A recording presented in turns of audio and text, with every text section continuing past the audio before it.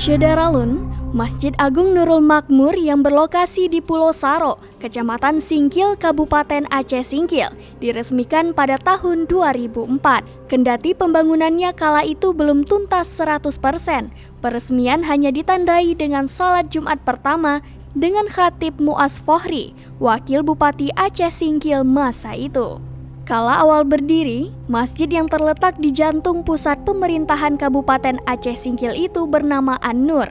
Kemudian oleh sang perintis, almarhum Makmur Syahputra Bupati Aceh Singkil kala itu, nama masjid diganti menjadi Nurul Makmur yang memiliki makna cahaya kemakmuran. Dengan harapan melalui syiar keagamaan dapat membawa kemakmuran bagi seluruh masyarakat Aceh Singkil. Bangunan masjid terdiri dari 2 lantai dengan kapasitas jamaah sebanyak 3.000 jamaah. Selain menjadi tempat ibadah sehari-hari, masjid juga menjadi pusat kegiatan keagamaan tingkat kabupaten, seperti peringatan Hari Besar Islam, pemotongan hewan kurban, salat hari raya, serta bimbingan manasik haji. Walau pernah diguncang gempa hebat Aceh pada 26 Desember 2004 dan gempa Aceh Nias pada 28 Maret 2005, Masjid Nurul Makmur tetap berdiri kokoh.